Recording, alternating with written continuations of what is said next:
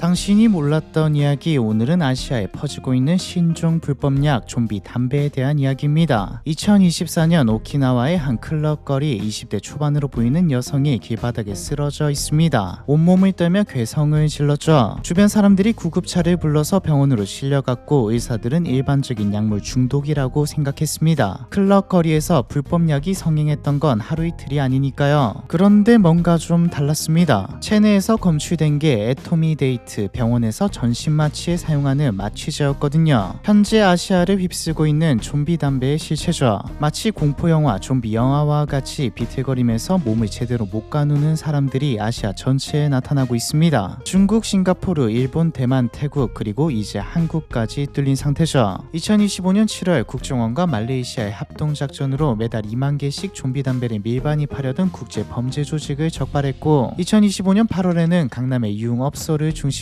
좀비 담배를 유통시킨 조직원 10명을 검거하기도 했습니다. 어이가 없는 건 다이어트 효과가 있다며 젊은 여성들을 타겟으로 판매해왔다는 것이죠. 암수범죄인 불법약 범죄 특성상 밝혀진 것만 이 정도면 사실 이미 많이 퍼져 있다고 봐야 합니다. 그런데 그나마 한국은 나은 편이죠. 싱가포르 당국이 2025년 7월에 압수한 전자담배를 무작위로 검사한 결과 3개 중 1개에서 좀비 담배 성분이 검출되었습니다. 싱가포르는 2018년부터 전자담배 사용을 아예 금지한 국가인데 말이죠. 2025년에 적발된 것만 벌써 327명이고 홍콩에서도 매년 300건이 넘는 사례가 보고되고 있습니다. 싱가포르 로런스 웡 총리는 대국민 담화에서 지금까지 우리는 전자담배를 담배처럼 취급해왔다. 기껏해야 벌금 정도였지만 더 이상 충분하지 않다라고 말하며 좀비 담배에 대한 처벌을 강화하기로 했고, 동남아시아를 비롯한 모든 국가에서 좀비 담배에 대한 강경 대응을 한다고 말하고 있죠. 이례적이라고 생각될 정도로 다른 불법 약들에 비해서도 강경하게 대응하고 있는데 이유는 간단합니다. 중독성이 강한 것도 있지만 접근도 너무 쉽고 속여서 하게 만드는 것도 너무 쉬운데다 젊은 층을 중심으로 청소년에게까지 퍼지고 있거든요. 한국에서 다이어트에 효과가 좋다고 판매한 것만 봐도 알 수 있듯 그냥 전자담배인데 새로운 맛이다, 한번 해봐라는 식으로 권하고 피는 순간 인생 끝나는 거죠. 파는 사람은 중독되면 그 자체로 고객 확보니 권하는 것이고요. 그래도 다른 불법 약들은 티가 나지만 이건 티 안 나게 권할 수 있는 것이죠. 그리고 하나 더 특이한 건 일반적으로 불법 약들은 아시아보다는 서양권이 불법 약에 대해 더 관대하기 때문에 서양권에서 유행한 후 아시아권에 들어오는 수순을 밟는데 좀비 담배는 아시아권에서부터 퍼지고 있다는 점입니다. 도대체 어쩌다 이렇게 된 걸까요? 먼저 좀비 담배의 주성분인 애토미데이트는 1972년 얀센이 개발한 마취제입니다. 짧은 지속 기간을 갖는 비교적 안전한 마취제로 간주되었죠. 다만 반복 투여 시 부작용이 강해서 병원에서도 연속 투여는 잘 안 하는 약물입니다. 프로포폴이 등장한 후 사용량이 줄어든 약물이기도 하죠. 잘못 사용하면, 오용하면 부작용으로 근육 경련을 일으키는데 이게 좀비 담배를 사용한 사람들이 좀비처럼 떨면서 이상하게 움직이는 이유입니다. 근데 뭐 의료용이었기에 의사의 감독 아래에서 적절하게만 사용한다면 문제없고 실제로 얼마 전까지도 문제는 없었죠. 애토미데이트가 잘못된 게 아니라 잘못 사용했기 때문에 좀비 담배라는 것을 만들었기 때문에 문제가 된 겁니다. 좀비 담배가 어떻게 탄생하게 되었는지 보려면 1990년대로 가야 하죠. 1990년대 초 미국 사우스 캐롤라이나주 클램슨 대학의 유기화학 교수였던 존 허프만은 연구를 하고 있었습니다. 허프만의 연구는 인간의 뇌에서 통증을 조절하는 메커니즘을 이해하고 더 나은 진통제를 만들어내는 것이었죠. 1994년 JWH-018이라는 이름의 물질을 만들어내는데 JWH는 허프만 박사의 이니셜이고 018은 18번째로 만들어낸 화합물이라는 뜻이었죠. 실험 결과 허프만 교수가 만든 물질은 대마초의 주성분인 THC보다 훨씬 강력한 효과를 보였습니다. 비슷한 시기 중국은 개혁 개방을 통해 급속한 경제 성장을 하고 있었습니다. 수많은 기업들이 중국으로 들어와 투자하고 생산 기지를 만들었죠. 그리고 다양한 산업 중에서도 각광받았던 분야가 화학, 그 중에서도 의약품 분야였습니다. 보통 큰 규모의 화학회사, 의약품 회사들은 선진국에 위치해 있는데 선진국은 각종 법과 규제가 엄청나게 빡셌거든요. 중국으로 가면 노동력도 싸지만 규제도 느슨했기에 수많은 화학 공장들이 중국에 세워지기 시작했습니다. 해외 기업뿐만 아니라 중국인들도 직접 기업이나 공장을 차리기도 했죠. 당연하게도 처음에는 합법적인 의약품들만 생산을 냈습니다. 하지만 리서치 케미컬 시장을 발견한 뒤 조금씩 변화하기 시작했죠. 리서치 케미컬은 디자이너 드럭이라고 불리기도 하는데 대충 설명하면 화학자들이 만든 불법약과 비슷한 효과를 내는 걸 뜻합니다. 핵심은 이게 불법 불법이 아니라는 것이죠. 비슷한 효과를 낸다는 것에서 알 수 있듯 화학적으로 뭘 어떻게 바꿔서 법망을 피해 판매하는 겁니다. 애초에 국제적인 범죄 조직들이 활개치던 중국이었기에 불법적인 파트까지 번지는 건 순식간이었죠. 중국에서 만들거나 방법을 들고 나와서 다른 지역에서 만들어서 팔아먹는 구조가 이때부터 시작되었습니다. 허프만 교수 이야기하다가 갑자기 중국 이야기, 리서치 케미칼 이야기가 왜 나오냐? 중국에서 대량 생산된 JWH-018이 시장에 풀리면서 리서치 케미칼, 디자이너 드럭 시장이 급성장했거든요. 정확히는 합성 카나비노이드, 합성 대마 시장이 급성장했습니다. 2000년대 중반부터 유럽에서는 스파이스라는 제품이 팔리기 시작했는데 포장에는 인체 섭취 금지라는 경고문이 쓰여있긴 했지만 모두가 알았죠. 이게 대마를 대체할 수 있는 것이자 심지어 합법이라는 것을 말이죠. 스파이스의 정체는 말린 식물잎에 JWH-018을 뿌린 것이었습니다. 대마보다 몇 배나 더 강한 효과를 일으키면서도 불법에 속해 있지 않았기에 일반적인 약물 검사에서 걸리지도 않았죠. 스파이스는 얼마 안가 뉴질랜드, 호주에도 퍼졌습니다.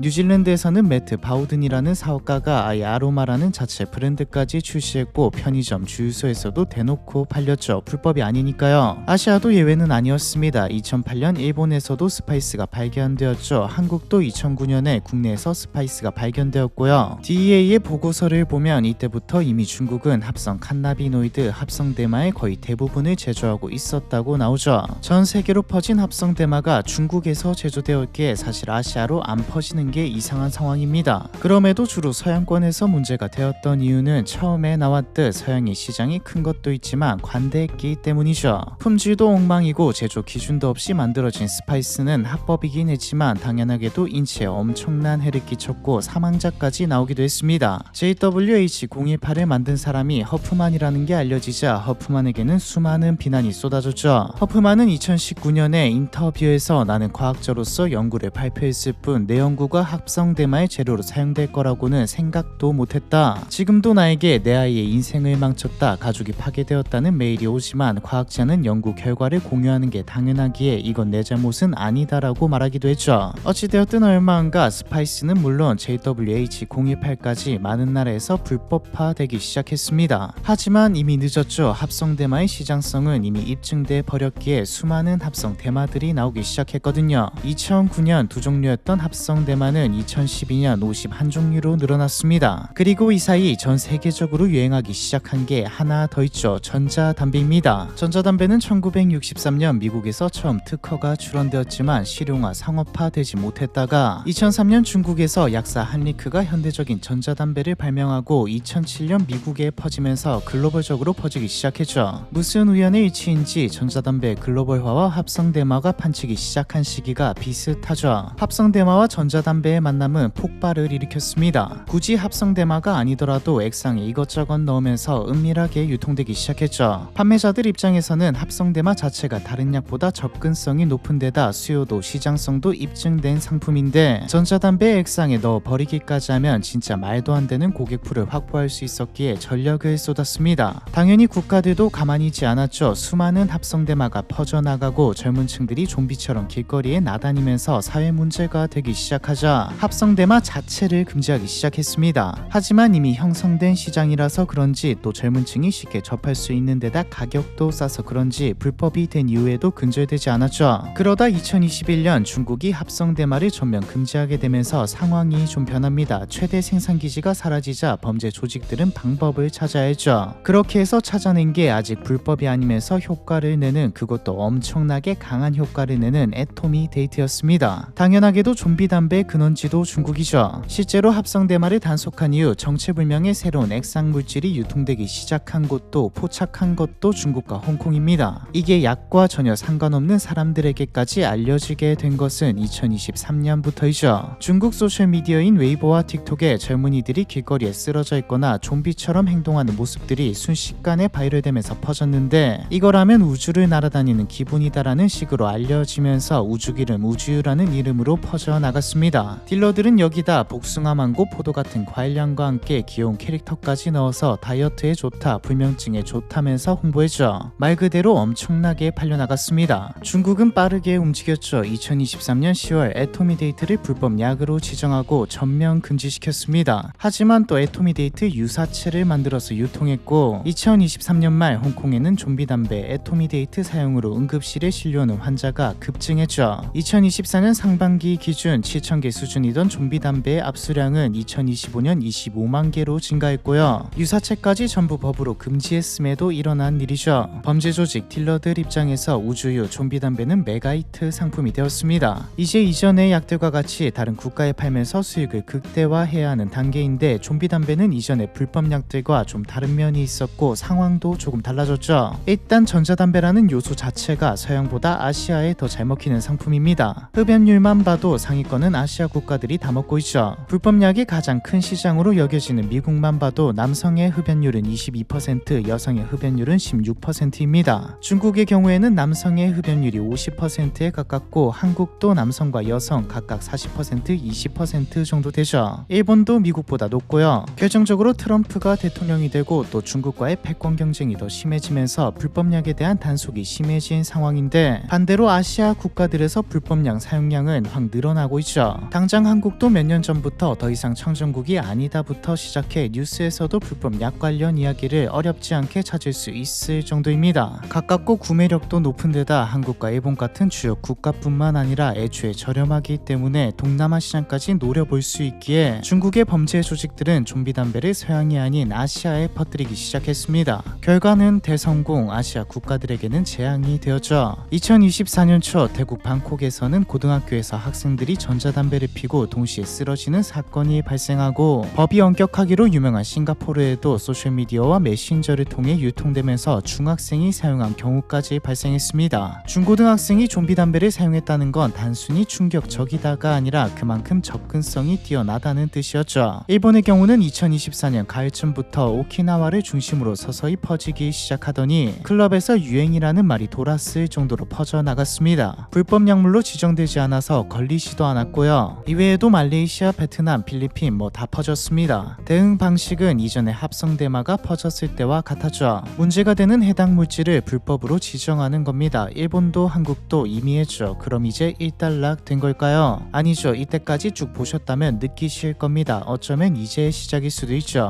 불법으로 지정한다고 해도 법의 사각지대에 있을 때보다는 훨씬 덜해지겠지만 완전히 사라지는 것도 아닌 문제가 있지만 가장 큰 문제는 분명히 다음이 있을 거라는 겁니다. 사실 좀비 담배가 퍼질 때 이미 애토미데이트뿐만 아니라 액상에서는 수많은 불법 약들이 검출되었습니다. 애토미데이트를 지구상에서 사라지게 만든다 하더라도 전자담배가 합법적으로 유통되는 이상 접근성이 좋다는 것을 이용해 액상을 통해 불법 약들이 유통되는 건 막기 힘들죠. 앞선 이야기들에서 나왔듯 시장성이 입증된 상황에서 범죄 조직이 멈출 가능성은 없습니다. 전자담배를 이용한 영업은 내가 불법 약을 사용할 생각이 전혀 없더라도 접하고 중독될 위험이 높기에 악용하기 너무 좋기에 똑같은 방식으로 다만 다른 약물로 또 퍼지겠죠. 이게 싱가포르가 전자담배 자체를 금지한 이유이기도 합니다. 그리고 양상을 보면 더 강력한 것들이 나올 가능성이 높죠. 정부들의 대응은 과거보다 훨씬 빨라졌습니다. 문제가 된다 싶으면 바로 금지해버리죠. 이 말은 판매자들이 자유롭게 팔 수 있는 기간이 짧다는 뜻이기도 합니다. 그럼 중독성과 효과가 더 강한 한 번 하면 못 끊는 쪽으로 단기간에 많이 팔 수 있는 쪽으로 발전하겠죠. 로런스 웡 총리도 지금은 애토미데이트지만 앞으로는 더 강력한 것이 나올 수 있다라는 말을 했고요. 개인적으로 이 이야기를 보기 전까지만 해도 그래 차라리 담배보다 전자담배로 많이 옮겨가는 게 낫지 않나라는 생각을 하기도 했지만 이게 범죄에 악용되는 걸 보니 위험성을 보니 그냥 전자담배 자체를 싹 없애는 게 싱가포르처럼 하는 게 차라리 나을 것 같다는 생각이 들기도 하네요. 적어도 접근성은 훨씬 낮아질 테니까요. 아시아를 덮친 좀비 담배에 대한 이야기 이번 편은 여기까지입니다.